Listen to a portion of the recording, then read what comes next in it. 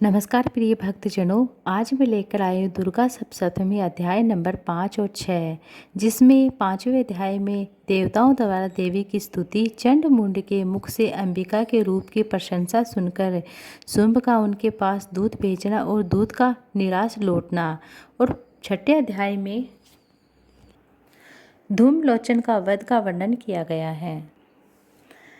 महर्षि मेघा ने कहा, पूर्व काल में शुंभ निशुंभ नामक 2 असुरों ने अपने बल के मद से इंद्र का त्रिलोकी का राज्य और यज्ञ के भाग छीन लिए थे। वह दोनों इस प्रकार सूर्य, चंद्रमा, धर्मराज वरुण के अधिकार भी छीन लिए थे। स्वयं ही उनका आधिपत्य हो गया था। वायु अग्नि का कार्य भी वही करने लगा था। इसके पश्चात उन्होंने जिन देवताओं के द्वारा जिन देवताओं का राज्य छीना था उनको अपने स्थान से निकाल दिया गया था। इस तरह से अधिकार छीन जाने पर दैत्यों और दैत्यों द्वारा निकाले हुए देवता अपराजित देवी का स्मरण करने लगते हैं। देवी ने हमको वर दिया था कि मैं तुम्हारी संपूर्ण विपत्तियों को नष्ट करूंगी और तुम्हारी रक्षा करूंगी। ऐसा विचार कर सभी देवता हिमालय पर गए और भगवती विष्णु माया की स्तुति करने लगते हैं। देवताओं ने कहा कि देवी को नमस्कार है, शिव को नमस्कार है, प्रकृति और भद्रा को नमस्कार है। हम लोग रौद्र, नित्या तथा गौरी को नमस्कार करते हैं। ज्योतिष नामयी, चंद्र रूपिणी और सुख रूपा देवी को निरंतर नमस्कार करते हैं। शरणागत का कल्याण करने वाली वृद्धि और सिद्धि रूपा देवी को हम बारंबार नमस्कार करते हैं। नैऋति राजाओं की लक्ष्मी तथा सर्वाणी को नमस्कार है। दुर्गा को दुर्ग स्थलों का पार कराने वाली, दुर्गपारा का सारा सर्वकारिणी और ख्याति कृष्ण और धूमर देवी को नमस्कार करते हैं। सदैव नमस्कार करते हैं। अत्यंत सौम्य तथा अत्यंत रुद्र रूपा को हम नमस्कार करते हैं। उन्हें हमारा बारंबार प्रणाम है। जगत की आधारभूत कृति देवी को बारंबार नमस्कार करते हैं। जिस देवी को प्राणी मात्र विष्णु माया कहते हैं, जिसको नमस्कार है उसको नमस्कार है, उसको नमस्कार है। जो देवी संपूर्ण प्राणियों में चेतना कहलाती हैं उसको नमस्कार है, उसको नमस्कार है, उसको नमस्कार है। जो देवी संपूर्ण प्राणियों में बुद्धि रूपी में स्थित है उसको नमस्कार है, उसको नमस्कार है, उसको नमस्कार है। जो देवी सब प्राणियों में निद्रा रूप से विराजमान है उनको नमस्कार है, उनको नमस्कार है, उनको नमस्कार है। जो देवी संपूर्ण प्राणियों में क्षुधा रूप में विराजमान है उसको नमस्कार है, उसको नमस्कार है, उसको नमस्कार है। जो देवी संपूर्ण प्राणियों में छाया रूप में स्थित है उसको नमस्कार है, उसको नमस्कार है, उसको नमस्कार है। जो देवी सब प्राणियों में शक्ति रूप में स्थित है उसको नमस्कार है, उसको नमस्कार है, उसको नमस्कार है। जो देवी संपूर्ण प्राणियों में तृष्णा रूप में स्थित है उसको नमस्कार है, उसको नमस्कार है, उसको नमस्कार है। जो देवी सब प्राणियों में शांति रूप में स्थित है उसको नमस्कार है, उसको नमस्कार है, उसको नमस्कार है। जो देवी सब प्राणियों में जाति रूप में स्थित है उसको नमस्कार है, उसको नमस्कार है, उसको नमस्कार है। जो देवी सब प्राणियों में लज्जा रूप में स्थित है उसको नमस्कार है, उसको नमस्कार है, उसको नमस्कार है।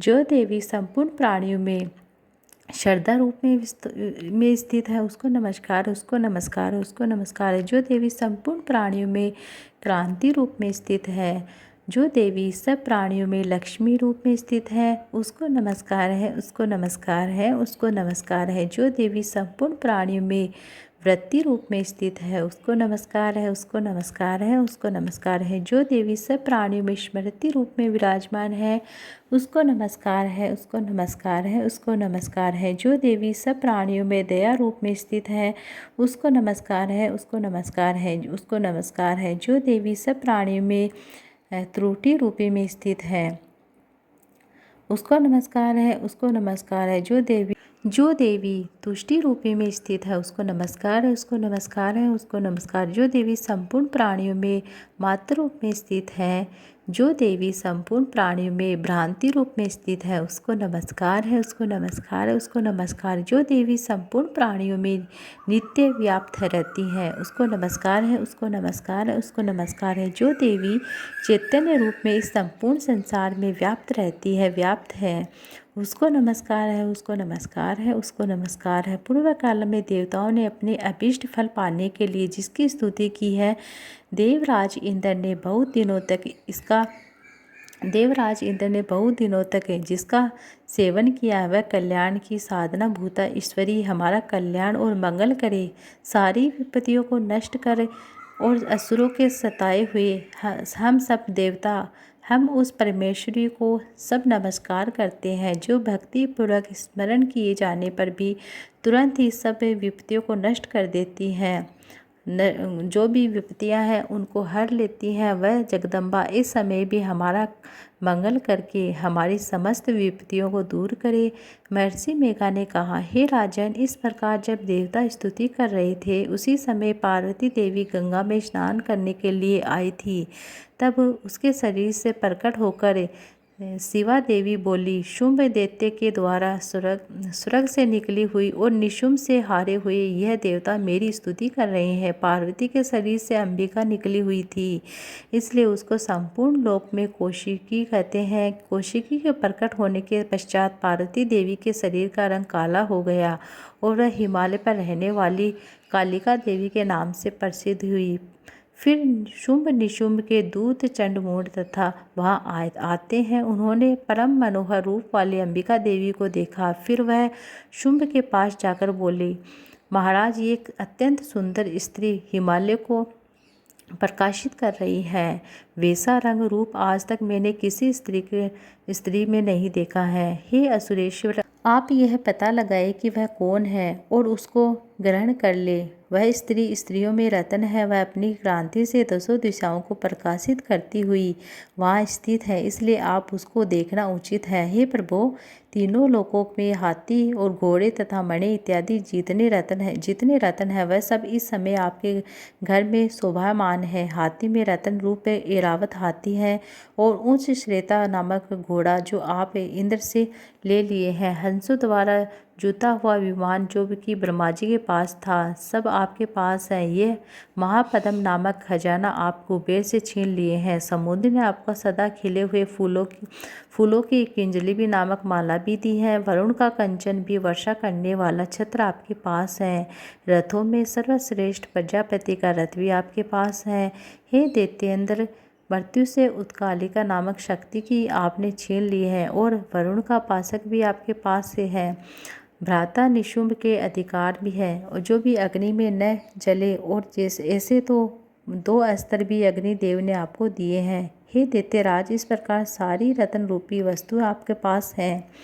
आप ग्रहण कर चुके हैं, जो कि आप यह कल्याणकारी स्त्रियों में रत्न रूपी अनुपम स्त्री आप क्यों नहीं ग्रहण करते हो। महर्षि मेघा बोले कि चंडमुंड, यह वचन सुनकर शुंभ ने विचार किया कि सुग्रीव को अपना दूत बनाकर देवी के पास भेज देता हूँ। प्रथम उसको सब कुछ समझा दिया और कहा कि वहाँ जाकर तुम उसको अच्छी तरह से समझाना कि हे उपाय करना कि जिससे वह प्रसन्न होकर तुरंत मेरे पास चली आए। भली प्रकार समझाकर कहना।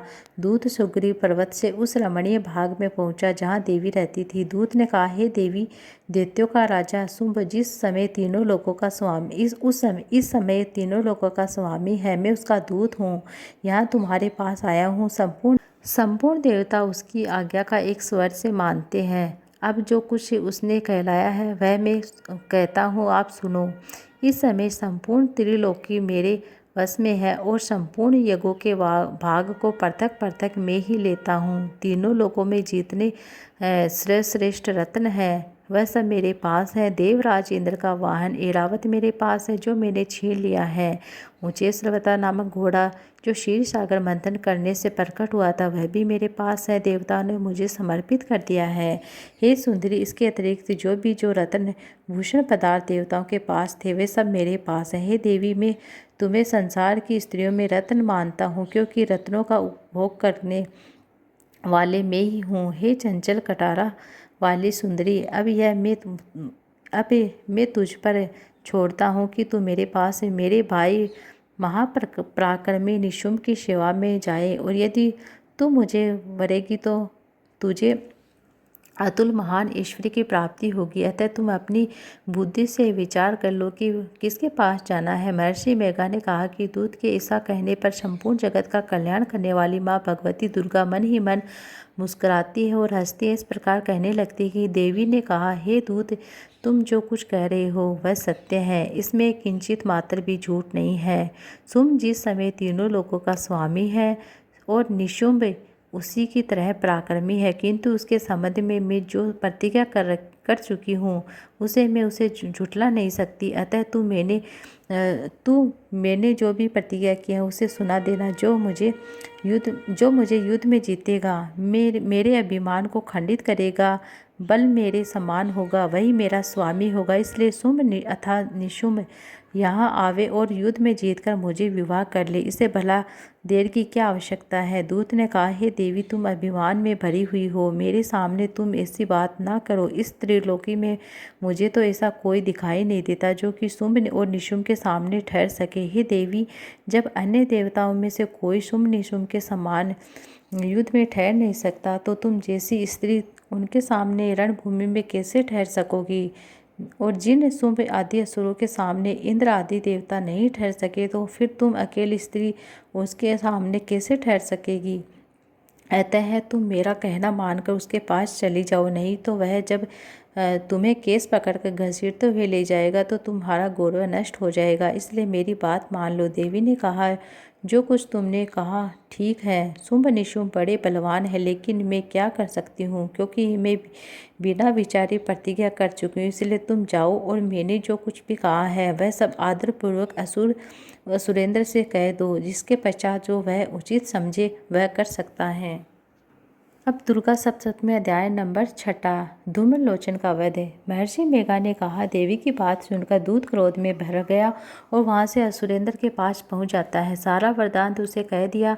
दूत की बात सुनकर असुरेंद्र के क्रोध का पारावर ऊपर चढ़ जाता। अपने सेनापति धूम्रलोचन से कहता है कि धूम्रलोचन, तुम अपनी सेना सहित शीघ्र वहां जाओ और उस दुष्ट केसों को पकड़कर उसे घसीटते हुए मेरे पास लेकर आओ। यदि उसकी रक्षा के लिए कोई दूसरा खड़ा हो जाता है, चाहे वह देवता हो, यक्ष हो या गंधर्व ही क्यों न, उसको तुम अवश्य मार डालना। महर्षि मेघा ने कहा कि शुंभ के इस प्रकार आज्ञा देने पर धूम्रलोचन 60,000 राक्षसों की सेना के साथ वहां जाता है। देवी को देखकर ललकार करने लगता है, अरे तू अभी शुंभ निशुंभ के पास चली जाओ। यदि तुम प्रसन्नतापूर्वक मेरे साथ चलोगी तो मैं तेरे केसों को पकड़ घसीटता हुआ नहीं लेकर जाऊंगा, नहीं तो मैं घसीटता हुआ लेकर जाऊंगा, तुझे ले चलूँगा। देवी बोली, असुरेंद्र का भेजा हुआ मेरे जैसा बलवान यदि बलपूर्वक मुझे ले जाएगा तो ऐसी दशा में तुम कर सकते हो। महर्षि मेघा ने कहा कि ऐसा कहने पर धूम्रलोचन उसकी ओर लपकता है, किंतु देवी ने उसके अपनी हुकार से ही भस्म कर डाला। वह देखकर असुर सेना क्रोध होकर देवी की ओर बढ़ती है, परंतु अंबिका ने उन पर तीक्ष्ण बाणों से शक्ति तथा पासों की वर्षा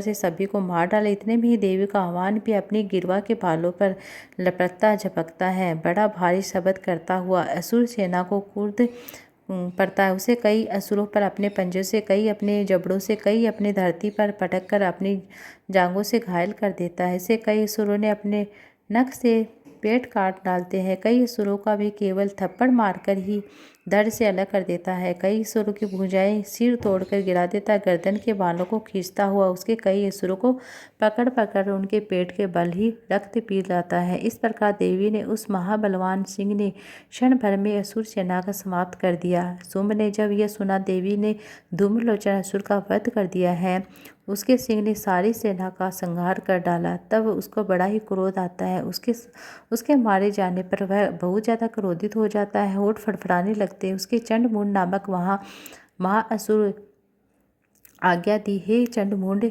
तुम अपने साथ एक बड़ी सेना लेकर जाओ और उस देवी के बाल पकड़कर उसे बांधकर तुरंत यहाँ लेकर आओ। यदि उसको यहाँ लाने में किसी प्रकार का संदेह हो तो अपनी सेना सहित उससे लड़ते हुए उसको मार डालना।